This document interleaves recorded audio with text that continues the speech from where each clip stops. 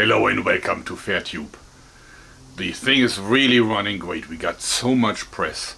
Right now we have about 38 different newspaper articles on our website. So you can find all the links there. So we thought, let's just pick some of them and take a closer look at the text.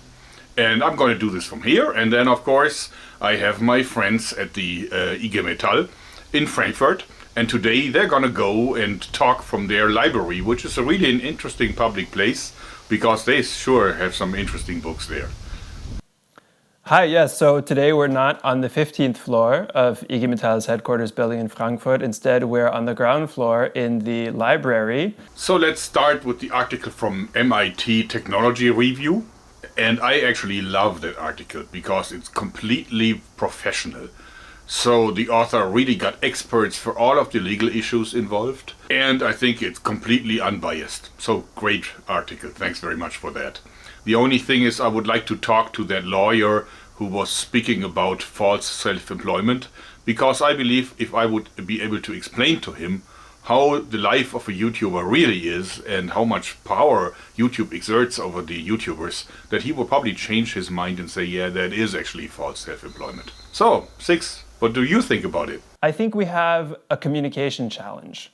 Most of the ways that YouTube controls YouTubers are invisible to everyday YouTube users. So obviously the lawyers that are being interviewed for these articles are experts in the law. They're legal experts, they know their material. We haven't fully communicated how YouTube works, and that's on us. We have to get more people to get what's happening behind YouTube. On the topic of GDPR, every European lawyer that I've talked to about this has told me that they think that this data, the labels applied to the videos by YouTube, are personal data of the YouTubers. We'll see what YouTube thinks about this.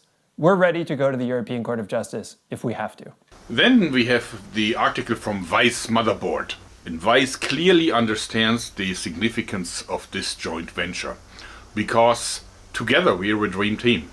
The IG Metall has experience in the fight against big companies. They have the resources and they also have the political connections and influence. But of course what we have at the YouTubers Union is the deep insights into the YouTube ecosystem, and also we have access to the YouTube community, otherwise we wouldn't be talking to you now. This was the first article about FairTube in English. The interview was a huge pleasure to give. I'm also really grateful that the writer allowed me to make the point about the mental health effects of the lack of transparency on YouTube's part. This is not something fun to talk about. Unfortunately, it's something we need to talk more about, I think. This is really serious. The fact that you can put a ton of energy and time and money into a video and then have it demonetized or blocked and not be given a good reason, and not be able to talk to a human being about it, and not be given any guidance about how to get it fixed. Obviously, it has economic consequences for YouTubers. We're a trade union, we talk about economic consequences, but it also has psychological consequences. There have been a few articles, for example, from Julia Alexander in The Verge and Simon Parkin in The Guardian about stress, anxiety, depression, and burnout, and some even more serious psychological consequences among YouTubers. And like I said, it's not a fun topic, but I think at this point it's quite clear that these unpredictable, unaccountable automated systems and the lack of a human contact person for most YouTubers contribute significantly to these problems. And believe it or not, we even made it into the London Times.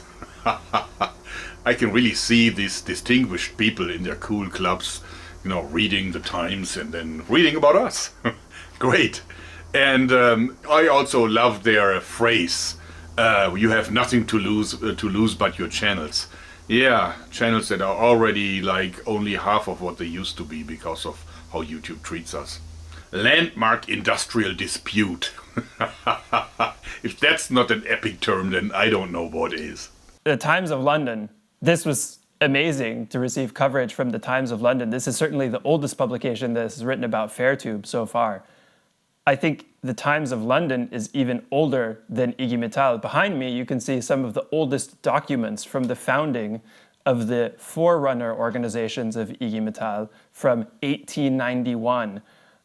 If my Wikipedia skills are up to date, the Times of London was originally founded in 1785, so That's cool. Then we have the New York magazine. I think that author really, really understands where we're coming from. We don't want to burn YouTube down to the ground. We really want to bring it back into good shape so that everybody benefits. Fairness and transparency in YouTube's moderation practices. Yeah, that sounds as reasonable as it is. This article from New York magazine is definitely the funniest. So far, I laughed in my typical American surprise at reading the description of our announcement video with Jörg and my boss's boss, Christiane Benner, as charmingly Teutonic. As the only American on the team, I can say it's correct and fair.